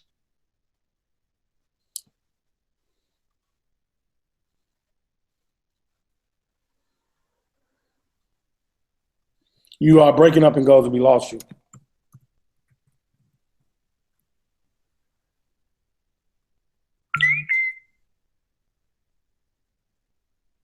Certain Asians or that live in Thailand, because they live in the mountains, they develop something within their red blood cells that doesn't depend on much oxygen intake, lower oxygen, but they're able to live on high altitudes because of that, because of the crossbreeding with Denisovin. You know what I'm saying? So what I'm saying is that when we deal with genetic affinities, which affinity is similarity, let me correct that. When we deal with these genes, we have to understand the importance of genetic drift and what people develop at, and these traits can influence it can affect our health, or the human leukoantigens, which is based off the immune system. This is the importance of understanding medical science and genes and why they're getting into genes now. But when it comes to mentality, your genes has nothing to do with what you choose to deal with culturally. Period. It doesn't. So, you know, let me ask you this question, Ngozi, that's being posed. If white skin is caused by climate, which I explained earlier, and I don't think it was understood, when you talk about SLC like 2485, you're talking about sodium, potassium, and calcium exchanging based on a soluble carrier or a solute carrier. Okay? So you got to understand that language before you just take it in layman's terms, climate. You got to know the language of the exchange of those proteins. However, the question is that if white skin is caused by climate, why aren't Eskimos white? Why aren't white in South Africa turning black? You talked about the dark skin. He just answered that. Right. I'm gonna explain it again. The Inuit people are not white because of high level of vitamin D that they get from fish. You're breaking up. Like 1,000 years ago. What I'm saying is that the reason why the Eskimo is not white, or the Inuit is not white, is because the high levels of vitamin D that they get from fish, and the sunlight in Alaska is not the same type of sunlight, or it doesn't work the same way the sunlight worked in Europe 24,000 years ago in the Middle Glacier period. You know, they have eclipse where you have a 4 days of sun, and eclipse where the sun still appears from the snow and reflects from the snow and bounce on their skin. Not to mention they have vitamin D, which allows them to maintain the levels of tyrosine that they left out with from when they came from those certain parts of Asia or eastern part of Eurasia when they crossed over. Now let's get that correct. Skin, climate does affect skin. I don't know who's doing that. Somebody playing something is loud. Hello? Yeah, go ahead, bro. In the wintertime, everybody on this phone get lighter. And in the summertime, we all get darker. Now, 24,000 years ago, cold weather did not cause white people to turn white. Let's get that shit correct. Let's get that shit correct now. They don't even say that anymore. Nina Jablonski don't say that anymore. But 24,000 years ago, you did have the only closest thing to a white person that we had was people that was probably like Alicia Keys color or Prince color, which is classified as olive skin. You don't have this white pale skin mutation until you have a depletion of the 111 amino acid. When 111 amino acid went through some form of depletion based off a lack of nutrients or a lack of quantity that they was taking in Central Asia, this is when the SLC2485 kicked in and caused the pale skin thing. And this SLC2485 is scientifically classified as spurs, which allows them to be one cell away from albinism. This has nothing to do with climate change. This has something to do with a lack of something, which caused this depletion and formed that 111 amino acid that goes through some form of degeneracy and allowed them to have that mutation to develop pale skin. But we do know that weather does affect skin in the sense of getting you to become lighter and darker. We see this with ourselves. So for a person to try to go against that, something's wrong with them. Now, do weather affect you to the extreme to become pale? No, it does not. They don't even say that anymore. Pale skin in Europeans has nothing to do with climate. It has something to do with a lack of something that they wasn't taking in. It's just like in nature. If you don't use it, you lose it. What is the point of you having high levels of pigmentation, living in latitudes that's not in the equatorial zones? What's the point? There's no point of it. So what happens is you go through changes. What is the point of you having high pigmentation, living outside of the natural zone that you come from? And this is why, and that's why I like science. This is why a lot of African Americans have a lot of health issues. Most African Americans is vitamin D deficient in the United States. Most people are. We live in areas where there's more buildings than trees. You know, what else is going on? We don't get the proper sunlight like we're supposed to. You know, the ozone layer is all fucked up. Look up the levels of vitamin D deficiency that's going on amongst our people and see what I'm talking about. So what I'm saying is that it's a lot of things to it. It's not simple like that. So your answer to the Eskimo, I just explained it. And your answer to did the weather make them turn that color? No, not to the extreme of when they developed the SLC2485, which is only 6 to 12,000 years old. Sometimes they say 8 to 12,000. It's no older than 12,000 years old, that mutation. No older and no younger than 6,000. Yes, and I want to elaborate on something else. That's the understanding of what a mutation is. And again, I think a lot of it, again, is the social blockage, because we suffered a lot of social abuse in our diaspora. This diaspora was absolutely devastating. A lot of people do not really take into account the African diaspora. It did us some serious damage. Serious damage, because we have a lot of blockage in dealing with science, because the diaspora took us away from our natural science. And when we talk about mutation, you got to understand, when we say it in genetics, it's the changing of the structure of a gene. And that comes from the variant form that's either transmitted to subsequent generations. And that's caused by the alteration of a single base unit in the DNA, or the deletion or insertion, okay? That's right. Or rearrangement of larger sections of genes and chromosomes. So we're not going around here calling white people the X-Men. So you hear the word mutant, and because you got a social perception of something, you think mutant like a man with 3 eyes. We're not talking about that. We're talking about the structure and change of a gene due to necessary changes by byproducts that cause an innate change that was done not even instinctually, processively. It's called genetic drifting. So you're thinking in a layman sense because of what a layman definition of the term mutant or mutation means. It doesn't mean that. That's right. That's right. So you got to understand, and when we talk about mutation, we're talking about the human genome mutation, not a mutation in a comic book. Yes, sir. Thank you for clarifying. That's very important. Talking about that. This is what I stressed this to the team before we did this show, because I knew that was going to be the major issue. And we got to be careful putting out that sexy shit and not breaking it down, because we attracted to that sexy. We attracted to all that sensationalism. I'm the super black melanin man. My melanin can repel bullets. And melanin was used for the spaceship to go and travel in space. Yeah. And melanin is dark matter. Yep. That's that scary shit. That's the shit. That's that young pharaoh shit. Yeah, it's completely bullshit. Go ahead. Melanin is a chemical. It's a polymer. All that other shit. I mean, it is beneficial to protect your folate from ultraviolet rays. But what I'm saying is that all that supernatural shit, it has its uniqueness, its divinity in its own sense.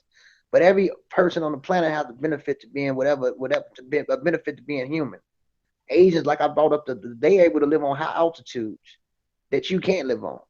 Try to run against a European in the cold and see how good you can last. You feel me? So what I'm saying is that when it comes to the human species, people can say whatever the fuck they want to say. Race is a social construct. It is. Yes, there are different variations of people that develop certain specific traits, but at the end of the day, the species of Homo sapiens sapiens, which is what we are, is 200,000 years old. I don't give a fuck about how recent the mutation is, 6 to 12,000. Even sub-Saharan Africans that went into West Africa developed certain traits that original Homo sapiens did not have. That they did not have. So what I'm saying is that we have to be careful with this, and you're absolutely correct. Don't think about mutants in the sense of being like a Ninja Turtle or some shit with 3 eyes and 4 arms and shit. It doesn't work like that. You have to be careful with that. That's that new age pseudo form of Afrocentricity. You know, I think the most I think the most important thing about Afrocentricity, when it first started, it was powerful in a sense of history. But when they start trying to put the science in there and playing with the metaphysical shit, that's when it becomes detrimental. And that's when Afrocentricity becomes polluted, because African-centeredness was only important to remind us of who we are, being centered in Africa and knowing where we come from historically. But now you have these new age fuckers that's trying to put this scientific spin to it. You got people trying to debate against evolution that don't even fucking understand evolution at all. They just talking shit, always talking shit. You're saying we come from apes. You got people that say that the European fossils is made up because of Piltdown Man, and that's the only fossil that they can really say was made up. And they got all this new age, and what they don't know is that the information that they're getting to go against evolution is coming from white creationists, white boys. You know, it's coming from Europeans. And again, most Europeans do not believe in evolution. Most Europeans believe in the same shit that these Afrocentric people believe in. They just paint blackface on it. You know, you got people out here that say that they're not Christians and Muslims, but they believe in creation. It's little dumb shit, confusion to me. So I think that I look at this whole thing as a joke. One group of people saying I'm comedic, but I believe in creation. But clearly when you deal with Egyptian cosmology, it has its own little mythical form of explaining evolution in its own way. Not evolution in the modern sense, but its own little mythical way. Things extending from things and changing through time. If we study the myth, yet and still they did not understand it the way we understand it today. The Egyptians was not as complex as humans are today. I'm not going to lie and say that to make people feel good. They practiced incest. How intelligent was they at that time? So, I mean, what I'm saying is that, you know, all this bullshit that they doing, trying to make themselves feel a certain way, is stupid. It's stupid. It's really stupid. In order to fight against evolution, you have to understand evolution. Young Pharaoh don't know no fucking evolution. Who else don't know evolution? SETI don't know nothing about evolution. They don't. None of them understand evolution. Even fight against the shit. You know what? And to be honest, brother, I mean, most of the conscious community don't even really understand evolution. Really, I mean, as a whole, I mean, they really don't. No. I mean, it is what it is. They really don't. We losing you, Ngozi. No, that's my brother. That's the brother Haru talking. Yeah. You got so many people walking around here saying dumb shit like, humans been here for billions of years. We've been here since the beginning of time, and this, that, and the other. And there are no other humans but us. Everything else is an animal. I mean, it just dumb shit. Like, you just gonna just completely skip over the fossil records. You're gonna completely skip over all the evidence that we do have. You're gonna completely skip over the genetics that we can trace. That links different species together. I mean, like, some of this shit is just really insane, man. And we even have to have these conversations with people because they don't understand basic middle school or high school information. Well, see, let me say this, brother, and this is out of compassion for the people that are listening. This is not regular conversation. We're caught in this conscious community bubble because certain promoters and fucking slime balls decided that this shit really fucking matter in the real world. If I go to a Beja tribal person in Nile Valley, do you really think they care about me talking about a damn Ankh or talking about a pyramid? They're gonna say, can you help me get some clean water? Can you help me eat? That's gonna be the topic of the day. It's not gonna be this. This is a scholarly conversation that keeps getting pulled into emotional social constructs. So the questions being asked are by people who have been subject to emotional deprivation, and they cannot grasp the scientific aspects, so they reach, we teach. And see, what the situation being, I heard a comment that Alaska and Russia have the same climate. No, they don't. Alaska and Russia don't have the same climate. But you know why you think it does? Because you see images of a cold Russia. You see images of a cold Alaska. Wow. And there's vegetation in parts of Alaska. There's vegetation in Russia. There's plant life in Russia, man. You know. So that's social. That's what I mean by social food. That foolishness right there.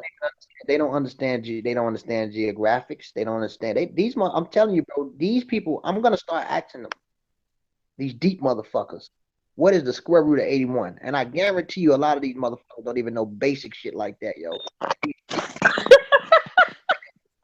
Alien motherfuckers. I'm serious. I'm just saying, like, it's just stupid. And you know, Russia and let's not forget, Mongolia and Siberia is in Russia. It's south of Russia. So let's be for real. And you see the same. If you want to be funny and try to use that to try to justify whatever you're trying to prove, you see the same type of people in Mongolia and Siberia that you find in Alaska. Exactly. So let's get that shit correct. Real shit. You also see them building Eskimos and building tents too. Same type of and look, I'm even gonna entertain this. I'm gonna entertain this just for this conversation. Why do Africans have kinky hair? You hear this? Why do Africans have kinky hair? They have kinky. Yeah, the same way. It's designed like that to release heat to keep the body cool. That's it. Not to mention, live in these areas have thicker glances, so we're less hairier. Why you ain't say nothing deep, Ngozi? It's not deep shit. It's basic sense. When you have flat hair, all hair is dead. Isn't it? Only time hair is live is the base of the hair follicle that's at the scalp that the blood feeds into. But then the rest of the hair shaft is dead. The rest of that shit is dead. You know. So it does not serve a purpose that is spiritual and all that other shit that's getting ready to come behind that question. And that's why we have to disparage. We got to teach. Yeah, we got too many smart dummies that's engaging in conversations about things that they don't even know about. I don't think it's wise to get in a conversation with anybody or debate or discussion with some about a topic that you have no knowledge of. I wouldn't even do that. If I don't know something, then I'm gonna let somebody who does know take that over. Like, I'm not gonna debate brother Amir about certain portions of genetics. I know some genetics, but I'm not well versed like he is, so I'm not gonna debate that. I'm not gonna even have that conversation with him on that. That's not my lane, and I understand how to stay in my lane and what I do know and what I don't know.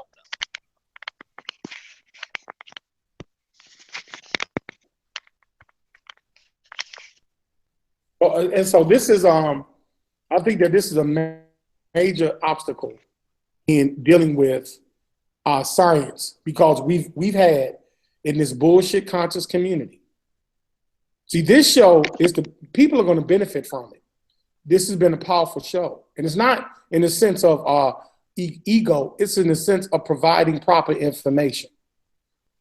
When someone tells you that Kemet is against Hebrews, when someone tells you that this upcoming show, debate or whatever, neither one of them knows shit about evolution. Because they won't be fair and explain it like it should be explained. I mean, because evolution is not supposed to divide people. That's not what evolution is. The study of evolution is about. No. Separating people.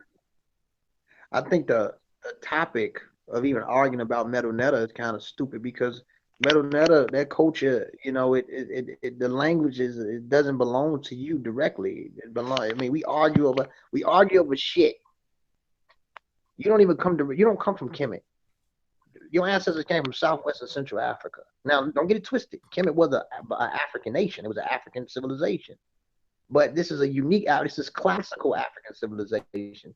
It's just like the same way that these white boys in America and the British deal with classical Greek information. The Anglo-Saxon and the Irish and the people from Spain know that they admire the Greek culture. You know what I'm saying? So you got these people that's half-stepping with classical Nile Valley civilization information, with and they're biased about it, and we create dumbass subjects to debate about, stupid subjects, and we don't even really understand it all the way. You can't be biased dealing with Kemet. We got to look at the geographical location, which part of this country was in, the different people that was going in and out. It's a dumbass question that they debating over. How was Metal Netta deciphered? And it's so stupid. When you look up how it's deciphered, the shit, you can learn that shit for free. You know what I'm saying? You can learn it for free. All that other shit is a bunch of bullshit. I think they don't understand evolution or that. You know, it's just, again, this is the danger, understanding of what it is. You know, it's the danger of this shit. But we're gonna teach. and let me go farther, because you know, and I'm enjoying this backtrack, brother Ngozi. I heard somebody say that once again, Russia and Alaska have the same climate zones. That is absolutely asinine. Let me tell you something. You want to learn something? Understand list of life zones by region. You're talking about life zones. You're going into Central Europe, Switzerland, and Germany. That's where Germany is grouped in. Into the planar zone, foothill zone, submontane zone, montane zone, mid-montane zone, alamontane zone. And there are a couple of others. I just can't remember it. But Germany has the same climatic zone as Switzerland and Central Europe. Look that up.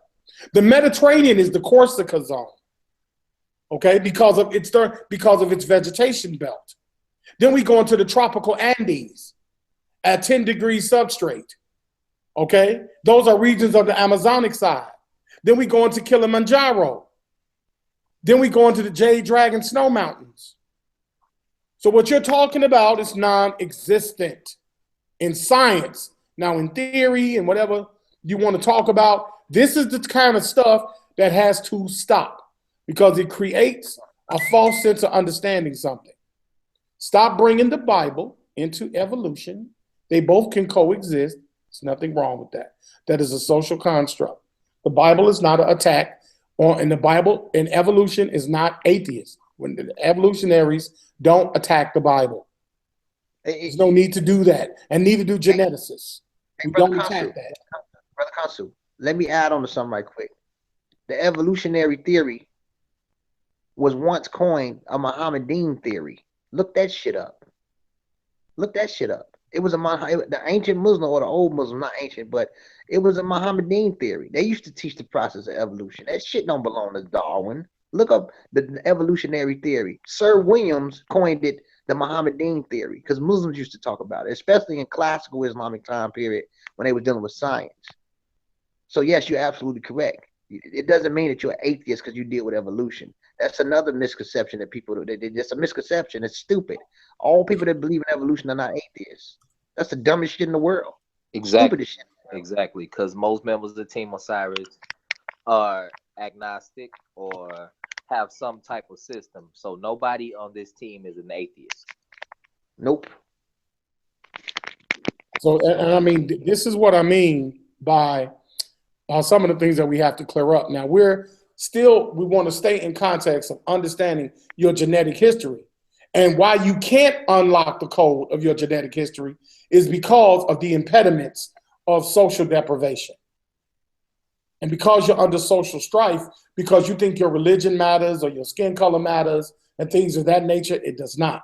Not genetically. Now, there are other things that create oppressive people. The European is an oppressive dog. I don't like Europeans for what they've done to me socially. I can't stand them. But I also have to have a scientific, logical mind to be able to study and deal with these bastards. Because if all I looked at was skin color, I would disown damn near half my family. Because anybody with half a brain knows that we are an admixture of white supremacy and forced breed mixing, inbreed mixing. If we dealt with the horrors of diaspora, there's some of us who were inbred with our own family members. Recently, you only know 3 generations. By law in this country, after 3 generations, you're not even considered related. So think about that before you jump into delusions of grandeur, because the slave trade played a major role against us. There are a lot of us who are byproducts of incest and inbreeding, which existed in Africa. Oh, yeah. So you better keep your head straight and keep your mind right if you're going to really deal with science. Science is not a joke. Science is not a joke. And it's meant to be kept separate from culture for a reason. For a reason, like we mentioned earlier, Jesus Christ was a byproduct of white supremacy because whites needed something to believe in. Everywhere they went, there was an African God. They didn't have anything to galvanize and organize them to fight. So they created a construct that supported their way of life, that they could relate to. When they looked at Jesus Christ, they could see themselves. But we had Aludamare, we had Arumala, we had Inyame, which was to help motivate us in a metaphysical way to be relative to science. So it's the same soup, they just got a different bowl. So you have to deal with those things and be able to be objective in science so that you're not biased of a lot of scientific fact. One phenomenon that I want to talk about before we close out, our brother Ngozi and the entire panel, give me your understanding of epigenetics, because that's the study of changes in organisms caused by modification of gene expression rather than alteration of the genetic code itself. So what is the validity of epigenetics when we talk about unlocking the genetic code?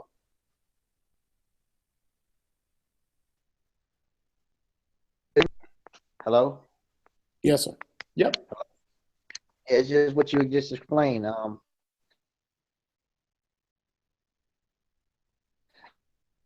Epigenetic, changes. It goes back to what you were talking about with genetic drift earlier. You use this direct detail definition of what it is. But in layman's terms, it's when cells and genes don't communicate and you start to see changes occur in the simplest terms. You know, epigenetics is very real as well. You can't denounce that. It's a process of our biology. Development. Man. Hello? Mm-hmm. Hello? Yes, sir. Yo. Yeah. Yeah, I hear I'm you. right here. Yeah, but yeah, when genes and cells don't communicate properly, you start to see these changes occur. So epigenetics is a very real thing, and like as I stated, it's a process of our biological development. And I had to know, learn what mutations really are and understand a proper mutation, because I debated with a few people on that as well. They believe that mutations is something that's to downgrade or to take away, but mutations can either add on or subtract. So I mean, that's also a process of that as well.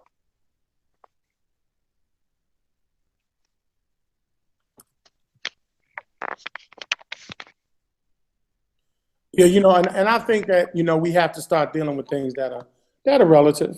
I mean, people we tend to get immersed in knowledge and information. So when we talk about things like epigenetics, that's another facet and another study that has come due to the technology that's being available to us. We have different ways of studying the human genome because these things are being made available, because science is evolving. There are different types of evolution. History is evolving. There are different types. And I think we have to be held accountable to that standard. It's just like talking about climatic zones, where it could be 10 feet of snow in Chicago on a January afternoon, but be 80 to 90 degrees in Las Vegas. But we're on the same landmass. Hell, I So you mean, can if look you at a want to be map. honest about it, we can do it like this, Kansu. It can be cold and windy in Chicago and just barely 4 hours away. In St. Louis, it can be damn near 90 degrees. Yes. See, and these are basic things where you have to take your time and study these things. That's why you have things people call meteorologists that get basic skills and understanding before they just lump something into a common, just layman understanding. So when you're dealing with a specific scientific aspect, then we have to understand this. And it's funny when people try to throw in anecdotes like, climate versus weather. What is that? Like I just saw that scrolling back. What is the difference between climate and weather? What is that? Somebody teach me what is climate versus weather. Because that's only time. That's just a measure of time. It's not a measure of conditions. It's a measure of time, not conditions. When you try to juxtapose climate and weather. See, and when you get into climatic zones and things of that nature, you have to be specified in it. It's just like DNA. You got to be specified in understanding DNA. And that's why I'm so glad we did this show. I was really looking forward to it. And I'm glad I really wanted to do it for Haru because he was so excited. And I'm excited for him that you have a roadmap to understanding where you come from. Because anybody normal wants to know who the hell they are and where they come from. Who doesn't want to know that? But I open the panel for any closing words, man. Any closing discussion, man, before we get out of here. I just want to say, man, I love my team, man. I love what we got going on. Team Osiris on the horizon. I want to thank my brother Ish. I'm in Rock Squad up. I'm in Rock Squad Moorish, because I don't demonstrate with the rest. But my brother Ish, he doing his thing, with the Amarat Squad African Moorish movement. And we got a lot of work to do. And Team Osiris is gonna keep putting this information out there. We'll keep bringing everything that we got to bring, and we do this for free. We ain't doing this shit for fun. You know what I'm saying? Like, this is what we do. We want the world to learn how to think for themselves. So Team Osiris on the horizon, yo. We're not a cult or none of that. We're just a team of scholars. And people need to learn how to think. And people need to learn about proper methodology and what's pseudoism and what's not pseudoism. And one more thing, I want the world to stop saying that Unc brought the word pseudo to the conscious community, because he didn't. It was Ngozi that brought the word pseudo to the conscious community. Let's get that shit correct, yo. I'm hearing that shit a whole lot.